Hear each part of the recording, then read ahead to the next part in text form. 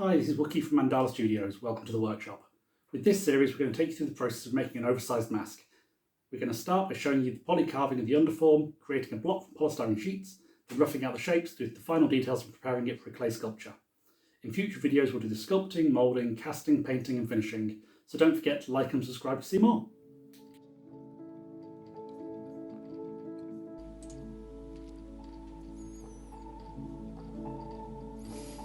Okay, so we start by roughing out a polystyrene block around to build up the head of the form. As you see, we just line it up, we're going to get a cut out in the middle there so we can build up around the head of the mannequin to give us something to work on. We're going to just rough that out in vague size at the minute to give us something to, there you go, see that it fits. And we're going to cut out a few more blocks for the left and right hand side of the piece so that we can try and sandwich it together to build the whole thing up to give us a basis to start to work on the shapes with. See, line it up. It's a constant process of just putting it together, building up. We're starting to glue it together here with Polygrab. That's a polystyrene safe spray adhesive. It's really useful.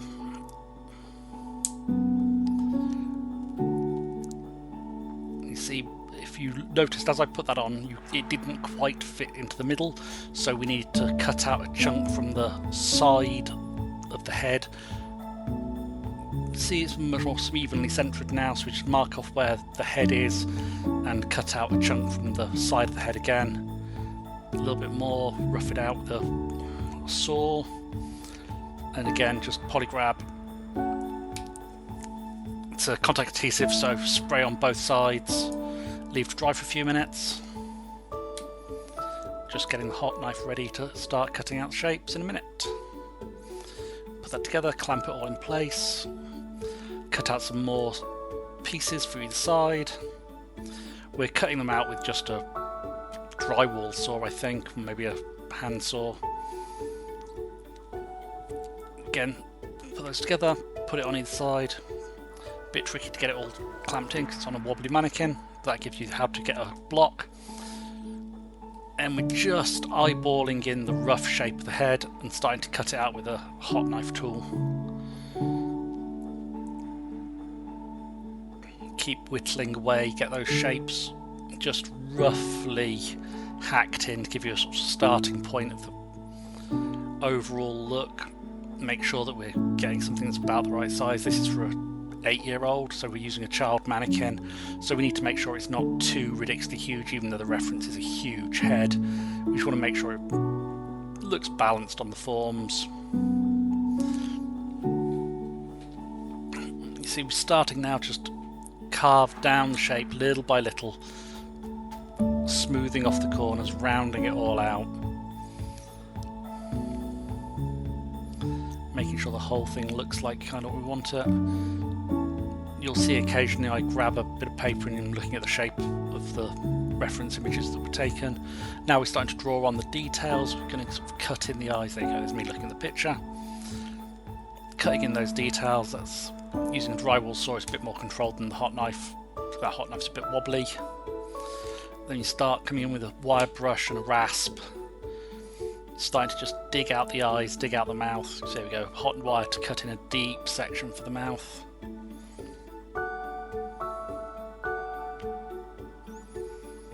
Again, just starting to form the nose now, cut the eye sockets back a bit further.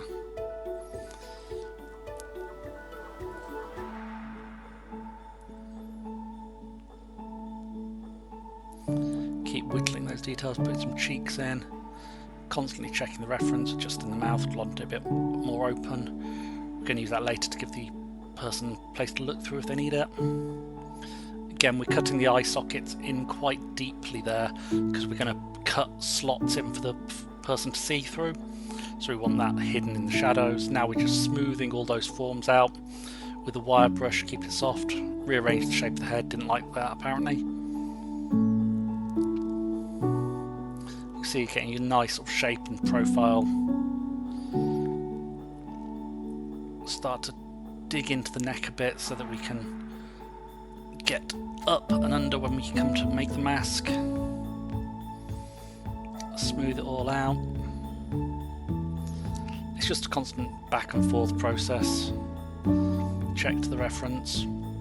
Now what we're going to do is cover it in gaffer tape so that we can build up clay on it later, and this is just a very easy process of just making sure every bit of the polystyrene's covered so that we don't end up trying to mess around with bobbly bits of polystyrene in our clay later.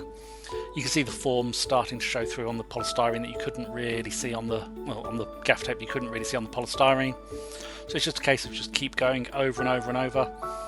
We don't need to be particularly 2 layers about it like we often would for strength. This is just to give us something to work on for the clay sculpt, so we just want to make sure everything's covered. Then we need to take it off so we can stop the neckline, so we just sort of dig and cut, trying to get the head out from the inside. Lever it out, there you go. Cut the neckline nice and neat with the hot knife so that we're working from an even thickness all the way around. Then just tidy up that neckline with a bit more gaff tape. Then just draw on, as a final thing before we start the sculpture, the rough approximation of the shapes, so we're ready to go. Thanks for watching.